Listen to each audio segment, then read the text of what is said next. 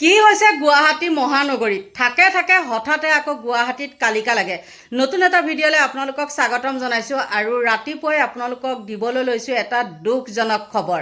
এই দুখজনক খবৰটো কিছুমানৰ ক্ষেত্ৰত হ'লে ভাল লাগে আৰু কিছুমানৰ ক্ষেত্ৰত তেনেকুৱা ধৰণৰ ঘটনা ঘটিলে একেবাৰে দুখ লাগে। আজি মই যিটো ঘটনা আপোনালোকৰ ওচৰত ক'বলৈ লৈছোঁ সেই ঘটনাটো একেবাৰে দুখজনক ঘটনা। কাৰণ ভাল ল'ৰা ছোৱালী যদি আমাৰ মাজৰ পৰা নোহোৱা হৈ যায় তেতিয়াহ'লে আমাৰ জীৱন কি হয়, আমাৰ ভৱিষ্যত অন্ধকাৰ হোৱা যেন লাগে, নহয় জানো? কাৰণ উঠি অহা যুৱচাম কি হৈছে, অধঃপতনে যোৱাবিলাকৰ কথাটো মই ক'বলৈ নাযাওঁ। যিসকল ভাল ল'ৰা ছোৱালী, যিসকল অধ্যয়নত ব্যস্ত, তেওঁলোকৰ সেই ল'ৰা ছোৱালীৰ কথা আজি মই আপোনালোকক ক'বলৈ লৈছোঁ। ক'বলৈ লোৱা কাৰণটো হ'ল কি জানেনে? আমাৰ চৰকাৰে কি কৰিছে, যিখিনি গছ কাটিব লাগে সেইখিনি গছ তেওঁলোকে নাকাটে আৰু যিখিনি ডাঙৰ ডাঙৰ বিয়াগম গছ সেইখিনি তেওঁলোকে কাটে। কাৰণ সেইখিনি গছ কাটিলে তেওঁলোক লাভৱান হ'ব। আৰু যেতিয়া এই শুকান গছ ডাল পাত নাকাটি পেলাই মানুহ মৰিব তেতিয়া কি হ'ব? অসমখন আমাৰ অলপ হ'লেও দুটা তিনিটা মানুহ হ'লেও আমাৰ শূন্য হ'ব, নহয় জানো? কিন্তু কি হ'ল জানেনে? আজি মই যেতিয়া ভিডিঅ' বনাইছিলোঁ তেতিয়া মই কৈছিলোঁ জোৰ যি নেকি গণেশগুৰিৰ পৰা চিৰিয়াখানালৈ যায় সেই ৰাস্তাটো, তাতো আপোনালোকে চাবচোন ইমানেই শুকান গছ আছে, ইমানেই শুকান গছ আছে। আৰু মই ভিডিঅ'টোতো বনোৱাই তাৰপিছত মোৰ লগৰ এজন ইউটিউবাৰে তেওঁ কি কৰিছিলে, সেই হেৰিটোৰ ওপৰত সংসাৰৰ শুকান গছবিলাকৰ ওপৰত তেওঁ ভিডিঅ'টো প্ৰস্তুত কৰিছিলে। কিন্তু তেনেকুৱা ভিডিঅ' নাযায়, আপোনালোকে সকলোৱে জানে। ভাল ভিডিঅ' বনালে কেতিয়াও ভিউজ নাপায়, যেতিয়া বেয়া ভিডিঅ' বনাব তেতিয়া আপোনালোকে ভিউজ পাব। আৰু সেই যুৱকজনে যেতিয়া সেই ভিডিঅ'টো দিছিলে কিন্তু তেতিয়া তেওঁ তাত একো ভিউজ চিউজ নাই, সেইটোৰ ওপৰত কোনো প্ৰতিক্ৰিয়া নাই। আৰু মই তেতিয়া কৈছিলোঁ যে এইটো কৰিব পাৰিবা জানো, কাটিব জানো এইবিলাক গছ? নাকাটে। একে এনেকুৱা মৰা গছ আছে তাত, আপোনালোকে দেখিলে আচৰিত খাব। হয়তো কিছু লোকে দেখিছে। আৰু বেছি কথা মই ক'বলৈ নাযাওঁ। মালিগাঁৱৰ যিগৰাকী যুৱতী আজি দেখিছে পৰীক্ষা দিবলৈ আহোঁতে কেনেকৈ শুকান গছৰ ডাল ভাগি পেলাই, গছে ডাল নহয় গছে ভাগি পেলাই কি হৈ গ'ল, মৃত্যুবৰণ কৰিলে। আৰু এজন তেওঁ সতীৰ্থ যিগৰাকী সোণাৰীৰ হয় তেওঁ, তাৰপিছত কি হ'ল, সেইজনো এতিয়া মেডিকেলত ভৰ্তি হৈ আছে। সঁচাকৈ বহুত দুখজনক খবৰ। আৰু যিবিলাক কামত লাগিব লাগে সেইবিলাক কামত কিন্তু মন নিদিয়ে। আৰু এতিয়া কি হৈছে জানেনে? সেই যুৱকজনে কিন্তু তেওঁ কিবা কিবি এপ্লিকেশ্যনো দিছিলে যে গছকেইডাল কাটিব লাগে, কিন্তু গছবিলাক নাকাটে, শুকান গছবিলাক তেওঁলোকে নাকাটে। কাৰ ভোজ খাবলৈ সেইখিনি খৰি ব্যৱহাৰ কৰিবলৈ ৰাখে সেইটো ভগৱান জানে। বহুত ঠাইত দেখিছোঁ শুকান গছবিলাক তেওঁলোকে কেতিয়াও নাকাটে। আৰু সেই শুকান গছবিলাক মানুহেই নহয়, তাৰ তলত গাড়ী চাৰি যে থয় সেই গাড়ী চাৰিবিলাকো শেষ হৈ গৈছে। আপোনালোকে দেখে ডাঙৰ গছবিলাকে উঘালি পৰি যায় আৰু শুকান গছবিলাক বাৰু নুঘলিবনে? আপোনালোকে নিজেই কওকচোন। গতিকে বহুত দুখজনক খবৰ। সেই পৰিস্মিতা হাজৰিকা বুলি যিগৰাকী যুৱতী, তেওঁ পৰীক্ষা দিবলৈ আহিছিলে আৰু পৰীক্ষা দিবলৈ আহোঁতে সেই নঘটিবলগীয়া ঘটনাটো সংঘটিত হ'ল। তেওঁ ভাবিছিলেনে বোলে মোৰ এনেকৈ শুকান ডাল ভাগি পেলাই মোৰ গাত পৰি মই মৃত্যুবৰণ কৰিম? ভাবিছিলনে?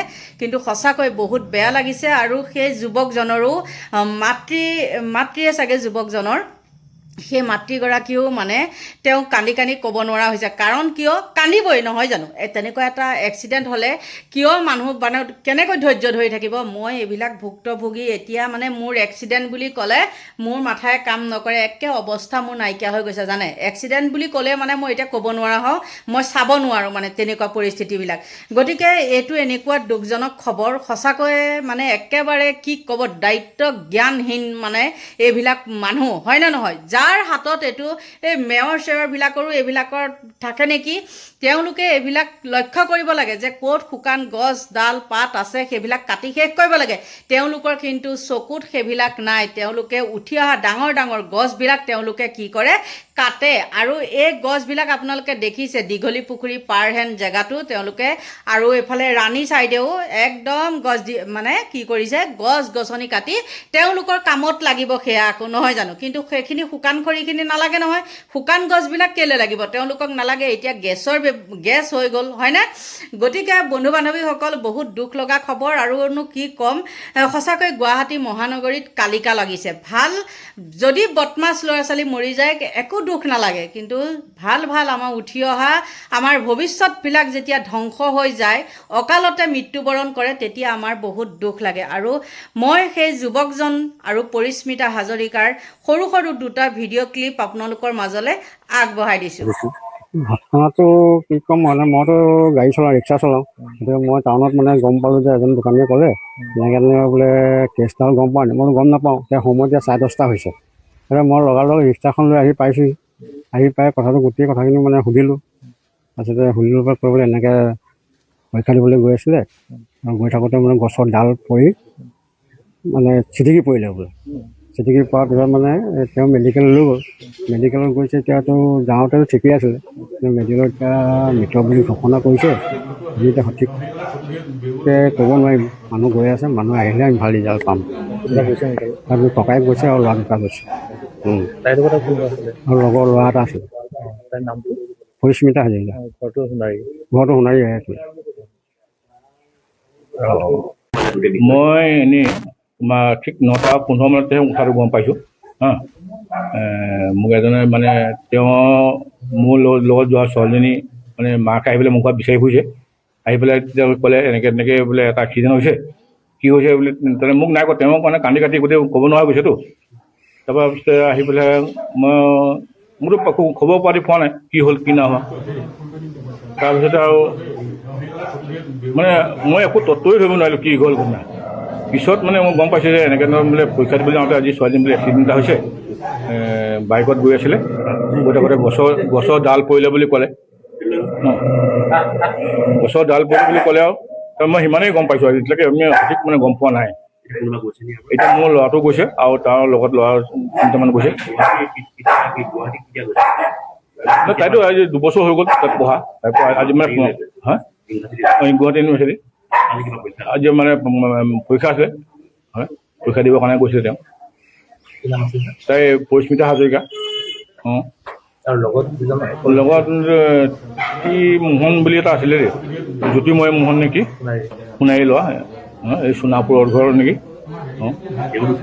সি বোলে অলপ মূৰত দুখ পাইছে বুলি কৈছে শুনা মতে দেই, ইমানেই মই গম পাইছোঁ এতিয়ালৈকে। জ্যোতিময় মোহন কি কৰি আছে? সি এবাৰ ডিষ্টেঞ্চত MA ছেকেণ্ড ডিভিজন দিছিলে। মই দোকান গৈছিলোঁ, গজাল আনিবলৈ। গজাল আনিব যাওঁতে তেতিয়া মোক ফোন কৰিছে, মা মোৰ এক্সিডেণ্ট হ'ল। কৈছোঁ কি হ'ল এনেকৈ। মা এক্সিডেণ্ট হ'ল, পৰিস্মিতাই বেছিকৈ দুখ পালে, কাণে তেজ ওলাইছে, মাত কথা নাই সেনেকৈ বুলি কৈছিলে, কথা কোৱা নাই বোলে। সেনেকৈ কৈ ফোনটো কাটিলে। মই ঘৰত আহিলোঁ, ঘৰত আহি পিনে মই থাকিব পৰা নাই, তেওঁলোকৰ ঘৰত গ'লোঁ, পৰিস্মিতাৰ ঘৰত গ'লোঁ।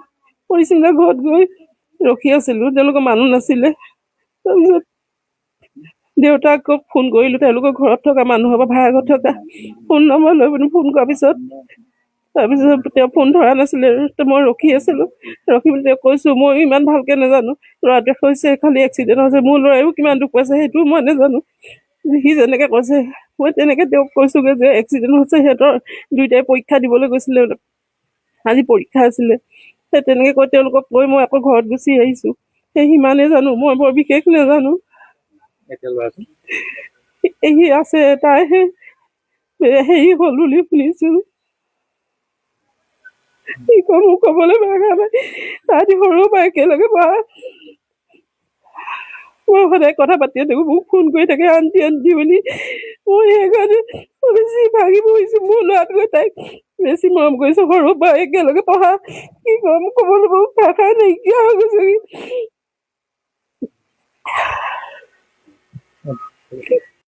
দেখিলেনে কিমান দুখজনক ঘটনা। সঁচাকৈ কাৰো লগত যাতে এনেকুৱা ঘটনা আৰু দ্বিতীয়টো ঘটিবলৈ নাপাওক।